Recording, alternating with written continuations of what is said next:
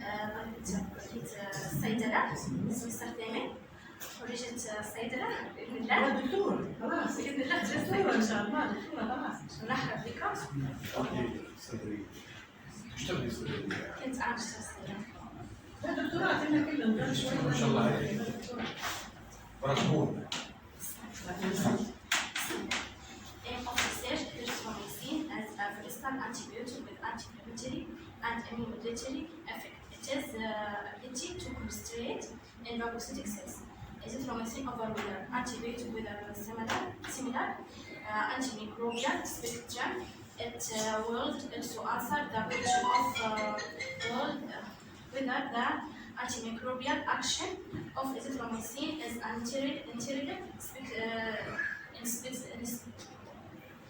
in specific or whether with it is anti-inflammatory effect. It has some form of selective action on microbes. درنا سيرج على الإزيثروميسين، أثبت من السيرج الغيري يعني بس مش على الأنتي بكتيريا، على الأنتي فايرال وعلى الأنتي انفلاماتوري وعلى الإميونوموديولاتوري، طلع أثبات أخرى أن على الأنتي كانسر. فسري لي الجملة الأخيرة بتاع selective action on micro. الأخيرة بس. أخصائي. هو على الميكروب. هو اللي يفكروا. خلاص جرنا عليه أو طلع الإفكت بتاعه. نحن نعرف هو أنتيبيوتيك ضد البكتيريا. تمام؟ فالميكروب هذا يلي شنو؟ درنا سيرش على الإزيثروميسين في الفيروس مش في الأنتي مش في البكتيريا. تمام. فطلعنا مش بس على الفيروس، طلع على الفيروس، طلع على الأنتي انفلاماتوري. ما نبيكش تعودي. إذا البكتيريا لما سألتك معناها في حاجة أنت قلتيها مش صح، نبيك تصلحيها. عرفتي لما نقول لما أنت تكتبي مايكروب شنو هي الميكروبات؟ ميكروب. فتنا ميكروب. هي تجمع أكثر من ميكروب. شنو ركزي شويش. الميكروب زي هو شنو؟ زي الفيروس هو شغل. أنتي انفلاماتوري. ما فيش حاجة زي اسم فيروس ولا شنو غير اللي يسبب العدوى في الإنسان وكذا. بكتيريا. تمام. حاولي تركزي لا ما تجمعينش كل الميكروب اللي يشتغل عليه هو يشتغل انتي بكتيريا وانتي فايروس. انتي فايروس بس عرفتي لما ما تقوليش من ضمن انتي انفلاماتوري هذا الاكشن. تمام هذه نقطة. اي مهمة هي سواء اللي مكتوب هنا في السلايد سواء اللي مكتوب في البحث ما حسيتوش طويل زي نحن الايم نتاع انتوا شو هدفكم من البحث؟ هدفنا نطلعوا بس مش على الانتي بيوتيك، على الانتي بكتيريا، على الانتي فايروس درنا نحن. تمام وين درتوا؟ درنا على الانتي فايروس واثبتوا السؤال لو حد فيكم يجاوب يقدر يجاوب. درنا على الانتي فايروس نحن. ايش درتوا؟ يجاوب نحن درنا دراسات على الانفيترو وعلى الانفيفو. وين درتوا الدراسات؟ درنا دراسات مسبقة في ايوه عشان انتم ما كانش كاتبين الميثود بتاعت البحث بتاعكم. انتم البحث بتاعكم وصفي collecting information from previous study. هذه هي الميثود تكتب في الباحث يعني. انت عندك كتير نحن ضمينا الانتي فايروس كتير حطينا انتي فايروس كتير لكن مش كاتبين الميثود بتاعكم. لا كاتبينها. انتم لو تديروا نحن درنا نحن مش درنا نحن collected data. نحن جمعنا. ايوه يعني احنا لمينا معلومات. تمام. more than enough. خريجين من جامعة سلام من كلية الاقتصاد قسم إدارة الأعمال. الطالب إسلام أحمد الجيبسي يعرفنا هو. طبعا احنا كنا في قاعة البحث وناقشنا البحث وهو بيعرف بس بالبحث باش احنا نعطوا صورة لخريجين كلية الاقتصاد في جامعة السندورية شنو اسم البحث. يتفضل طالب إسلام الجيبسي. طالب إسلام أحمد الجيبسي كلية الاقتصاد قسم إدارة أعمال. عنوان البحث دور الإدارة الناجحة في المجال التعليمي. دور الإدارة الناجحة في مجال التعليم. الإدارة اللي هي عبارة عن طبعا أنت عارف نجاح الإدارة هو من أساسيات اللي هي التنظيم الإداري والتوظيف الإداري داخل الخوارزمية الخاصة بالإدارات المؤسسات التعليمية طبعا التعليم ينقسم الى تعليم، احنا اليوم بحثنا يحكي عن التعليم العالي اللي هو مثلا نقول مؤسسه زي جامعه السلام دوليه، مؤسسه لها اداره متفرعه، اداره تعليميه او نحن نقول قسم تنقسم الى قسم دراسه وامتحانات وقسم شؤون علميه، كذلك الى قسم الشؤون العلميه اللي هو ينقسم منه اعضاء هيئه التدريس في كل الكليات. طبعا كل كليه لها لائحه، وكل كليه لها نظام نجاح ورسوب، لها مفردات تعليميه تدرس خلال الفتره 8 فصول. وشنو انت لما درت البحث شنو الخلاصه اللي تقدر تقول استخلصتها من البحث وياك استفاده من البحث؟ الاستفادة من الباحث أن دور الإدارة الناجحة في المجال التعليمي يجب على الإدارة أن تكون متساهلة في المجال التعليمي واتخاذ القرارات والتوصل لأحسن قرارات في نهاية الفصل أو في نهاية البحث أو في نهاية المشوار التعليمي. الدورة التعليمية اللي تمر بها الفترة التعليمية يجب التوصل لأحسن قرار. انت قصدك الخلاصه الاستنتاجات اللي هي المفروض انت توصل لها، ان يقعد في اتصال وتواصل بين الطالب وبين الاستاذ. طبعا انت عارف تو المجال الالكتروني اصبح مجال متطور في العالم الحديث. الان ليبيا تدخل الى منظومه تعليميه خاصه التعليم العالي الخاص. احنا كنا في الساعات القادمه في مدينه بنغازي، والان تواصلنا حتى مع اداره التعليم العالي الخاص. الان اصبحت الدرجات او النتائج ما عادش يمشي ورقيه، يمشي عن طريق رابط الكتروني، ربما يقعد فيه خطا يردوا علينا هم بالرابط نعدلوا فيه وندزوه. اصبح سرعه تسهيل الاجراء زي ما قلت انت، سرعه الانجاز اول مره، نوفر وقت، نوفر الجهد، كفاءه من العاملين في ادخال البيانات الصحيحه. يعني نحن نعاني من المؤسسات هو طريقه ادخال البيانات. لو ادخال البيانات يطلع بصوره صحيحه وبصوره بوقت سريع، الطالب ياخذ افاده التخرج في اقرب وقت ويتعين بها.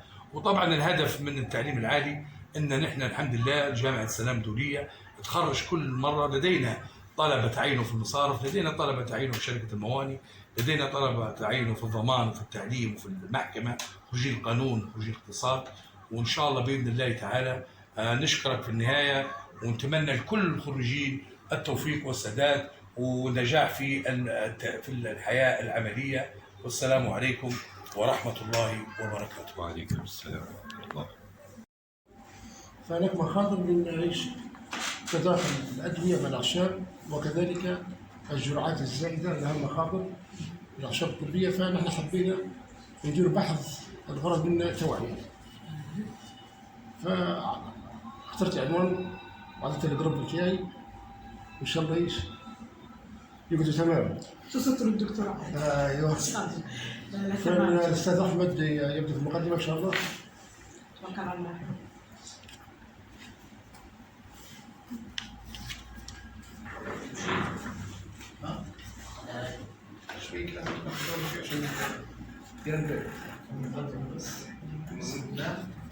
معلش لا محمد انا بقول لك شو ترى مقدم توخر شويه بس معلش وين المقدمه عسكري مثلا ترحيب توخر عشان تشوفوا يبان عليك التقييم تاعك يقلل التقييم باستثناء هذا الجراح، لكن اي معلومه طبيه بالسلايد والله مناسب اللي يشيل ورقه ويقلل التقييم بتاعه. تفضل. لا افتح اقرا علم مثلا ترحيب بس. لا ترحيب لا. مش انتروداكشن ولا كلام. الحمد لله الذي خلق فسوى والذي قدر فهدى وعلم الانسان ما لم يعلم. نحمده سبحانه وتعالى على نعمه، نشكره على جزيل فضله، ونصلي ونسلم على اشرف الانبياء والمرسلين نبينا محمد وعلى اله وصحبه اجمعين. نشكره جل شأنه على توفيقه وعونه في خوض هذا المشروع وإنجازه على قدر المشهود المبذول اتجاهه. كما نتقدم بالشكر وجزيل العرفان لمدرسنا ومشرفنا على هذا المشروع الدكتور الفاضل عادل العوامي. كما لا يسعنا إلا أن نتقدم بالشكر إلى أعضاء الهيئة التدريسية بكلية الصيدلة على ما قدموه تجاهنا من خدمات جليلة طيلة يعني المرحلة العلمية، وإلى كل من أسهم بالتوصيات والاقتراحات لنجاح هذا المشروع، وإليكم جميعا نتقدم بشكرنا واعتزازنا ونسأل الله التوفيق للجميع. وأخيرا نهدي هذا المشروع المتواضع إلى آبائنا وأمهاتنا وإخواننا وأخواتنا وزملائنا، وإلى كل من كان مصدر إلهام لنا على طول الطريقة العلمية التي سلكناها. على بركة الله هو عنوان البحث بتاعنا اللي هو The Effect of Herbal Medicine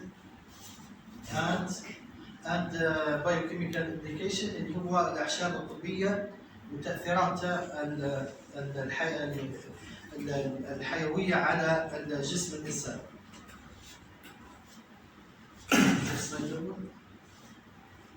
عندنا هنا استراحة اللي هو خلاصة الدراسات السابقة.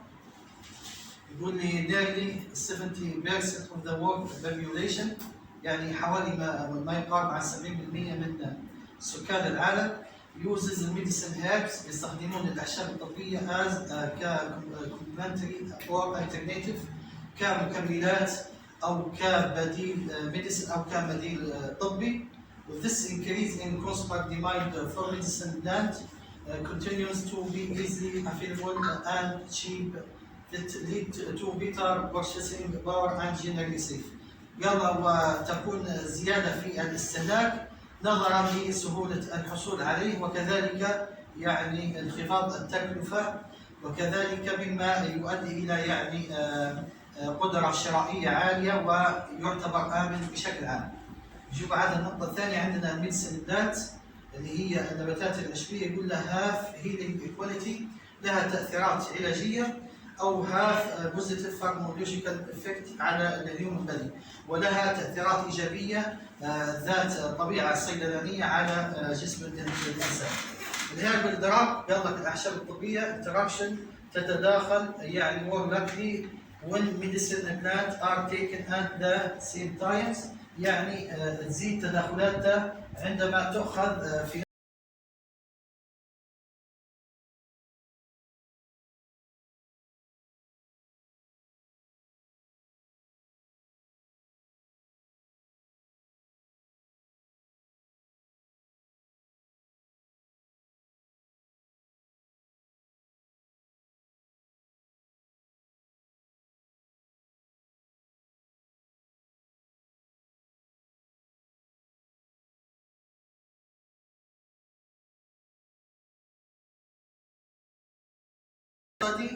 why try to explore the visible causes and reported example of side effects الهربال overdose.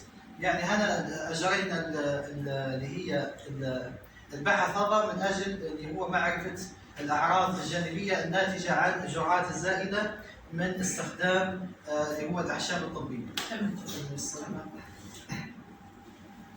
قال لك this research aims to contribute to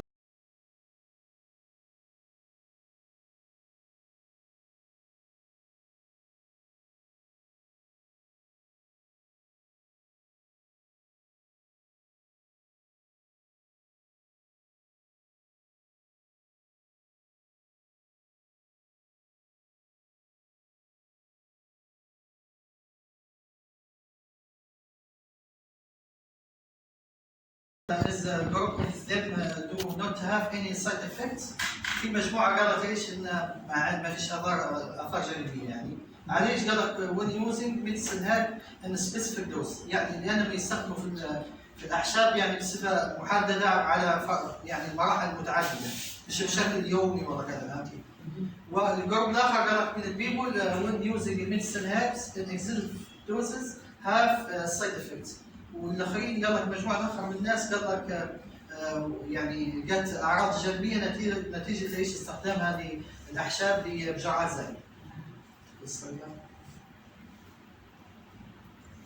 تمام. نفس الريسيرش بقول هذا من البحث قلنا نو ذا بوسيبل سايد افكت اوف الهيربال ميديسن، اللي هو معرفه اللي هو الاحتمالات او الاعراض الجانبيه المحتمله من الاعشاب الطبيه. سواء كانت فروم من الاكسس دوسس، سواء كانت من الجرعات الزائده او ريزلت من انتراكشن مع اللي هو سكرب الدرجه او مع نتيجه تفاعلها مع اللي هي الادويه الموصوفه. تمام؟ وايضا الهدف منها this reduce اللي هو potential risk اللي هو تخفيض اللي هو المخاطر المحتمله لجسم الانسان بواسطه معرفه اللي هو جرعات محدده specific dose لاستخدام اللي هو الهيرب ميديسن ومعرفه الريسكس بتاع الانترفيرنس اللي هو التداخلات بين الهيرب ميديسن انت هدفك اثنين. نعم. هدفك حاجتين، يعني تبي تثبت وتبي تدير توعية. ايوه، نظام توعيه مجتمعي. تمام. يا احمد معلش لو سمحت، نعم. انت كاتب بتوين، يعني انترفيرنس بتوين هيربال ميديسن اند تراديشنال ميديسن. شنو الفرق بين الهيربال ميديسن اند تراديشنال ميديسن؟ وعطيه بالاسم اساميين شنو؟ هيربال ميديسن هو شنو؟ الهيرب الميديسن هو النبات العشبي طبيعته يعني طبيعة. وتراديشنال اللي هو الدواء التقليدي المصنع كيميائيا يعني. كيف تقليد؟ التقليدي اللي يعني في الصيدليات. انتبه شوي. من يصنف فيه؟ ما يصنفش في الصيدليه، ما عندناش يصنع في المصانع يعني في المصانع. مش تراديشنال تقليد. الفرق بين النبات العشبي والنبات التقليدي المصنع. التراديشنال ميديسن هو الدواء اللي موجود في الصيدليات، هو البراندة الطب التقليدي اللي تو قاعده فيه الصين وامريكا. تراديشنال هذا هو اصلا جاي من اللي هو جاي من العشب. انت قلت هو متناقض كلامك، قلت هو انت على الصيدليه بعدين قلت جاي من العشب. ركز شوي. وهذا الهيرب ميديسن هو طب الاعشاب. كويس. وهذا الطب التقليدي. ايش فرق بينهم؟ مش هذا هو؟